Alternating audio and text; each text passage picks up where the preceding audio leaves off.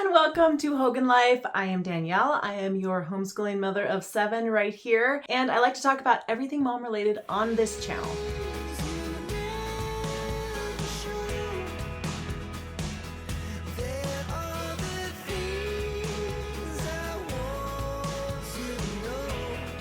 There is a lot of talk about mental health and, me time and mom care and you name it, but along those lines. I just came off church and it's when we all as a family, we attend a service, we attend to our spirituality, and this gives me a lot of food for thought. I actually think that the reason so many people have mental health challenges or an unhealthy balance mentally is because of a neglect of their spirit. I believe that most people have this awareness that there is a God, that He exists. Whether you've chosen to believe it or not, you can look outside, you can look at the stars, you have these moments throughout your life where you're like, wow, there is a God.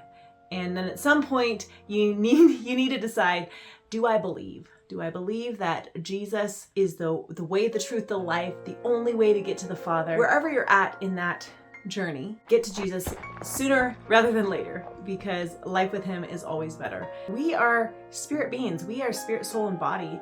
And so much of our lives are focused and absorbed in just our soul and just our body. We take care of our body. I think for a lot of people, church is a very secondary thing or a third thing or a if it's convenient for us thing. And I do think that there is a neglect in that is detrimental to our whole being. If we want to be healthy, spirit, soul, and body, then we have to attend to nutritious activities in all three. So let me just give you a few minutes of my take on what we can do to feed the spirit throughout the week. Most of us would really balk at the idea of only eating one nutritious meal a week. Sunday morning, that's when I get my nutritious meal. It has all the amino acids and all the nutrients I need. Well, that's ridiculous. Your body needs food every day. Your body also needs to be stretched and exercise or it will atrophy. And so it would be ridiculous to only move one day a week and exercise that body. Same with the mind. If we never exercise the mind, if we never exercise the emotions by not only feeling but intellectualizing what we feel, managing what we feel, we would get a little bit rusty thinking, communicating, and being able to relate with people. So I believe that our relationship with God should not be relegated to one day a week. He, as a person, as a friend and a good father, should encompass all our life, absorb us, because in that absorption, we will then absorb His ways and His thoughts and His likeness. And then when we live our lives, we'll live in a better way. We'll live out of His goodness and not just out of our own abilities. So a couple things that we can do to make sure we are feeding our spirit throughout the week. It is the place that you will get the most fulfillment and the most wholeness, that place that is His presence. And the first thing, of course, is to read the Bible. It is life-giving. It says in, where is it? Is it Isaiah? Your words came and I ate them. They were my joy and my delight.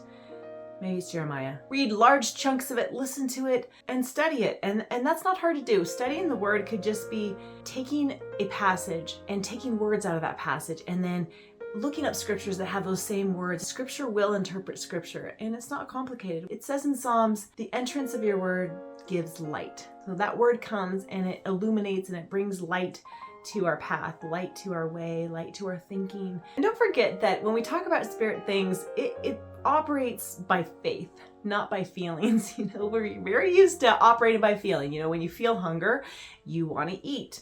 And we kind of give in to all those feelings. But the things of the Spirit, they operate by faith and not by feelings. And so we believe first and we feel after instead of the other way around. And so recognizing that you need a plumb line, you need something that is the rock, the foundation where you can go and say, okay, this is true in my life. When everything else seems a little wonky, the Bible is true in my life, what it says about me, what it says about my future, how it directs me in parenting, how it directs me in relationships. This is true, and I could take it to the bank. The next spiritual activity we should be doing on a daily basis is praying, talking to God. It's easy. It's talking to him like you would talk to a friend. I always say, if God will never leave you and God will never forsake you, then he's always with you. He's right there with you.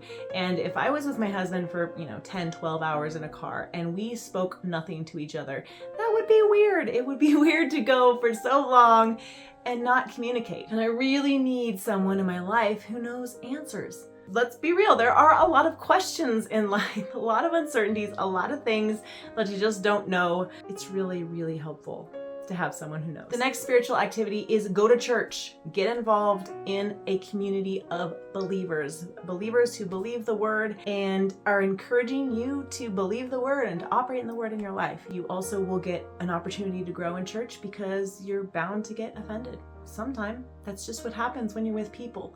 People are imperfect and it's hard, but we're in the people business. Jesus knows people and he can always help us with all the people problems. Proverbs 27:17 says, just as iron sharpens iron, so one man sharpens another. And so if you want to get sharpened, you want to lose some of those rugged edges, get involved in church.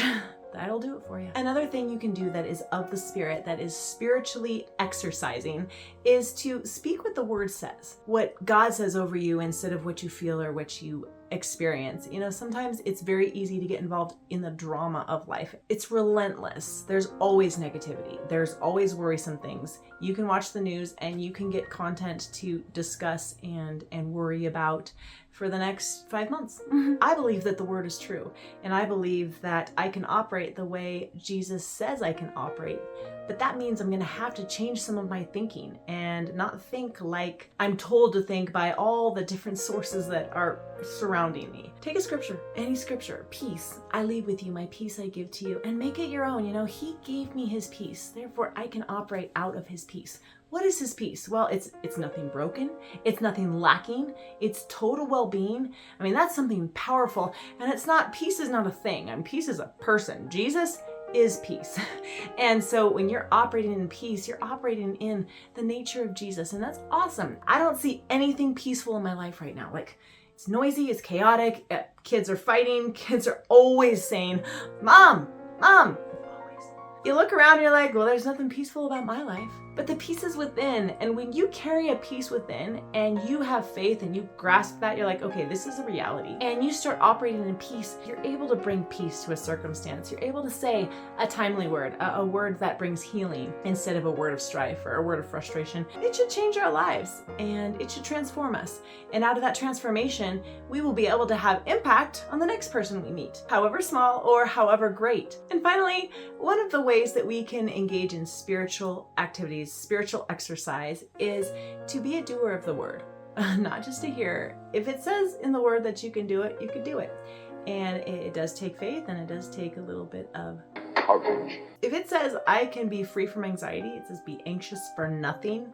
In Philippians, that means that it's possible with his grace, that I can be anxious for nothing. I can cast my cares on the Lord. And that is being a doer of the word. It's saying, okay, in this moment, I feel care, I feel burden, I feel stress. But your word, Lord, it says I can cast those cares on you. And by faith, I'm going to relinquish this.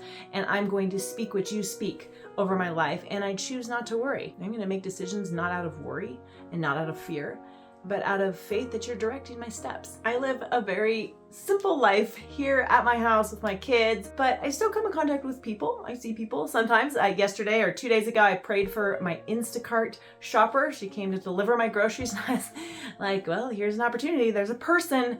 I'm going to be a doer of the word. And I just asked, is there anything I can pray for you about? And so those are the little ways that we stretch, we grow, and we become aware of our spirit, that we are spirit beings and we need to engage in spirit activities. And it's not weird. There's nothing weird about it. It's who we are. Thanks for joining me. Thanks for listening to my heart. I know sometimes I get a little preachy, but it's just because I feel very passionate and I love you guys. So remember in all of this, no one can mom your kids like you, and I will see you next time.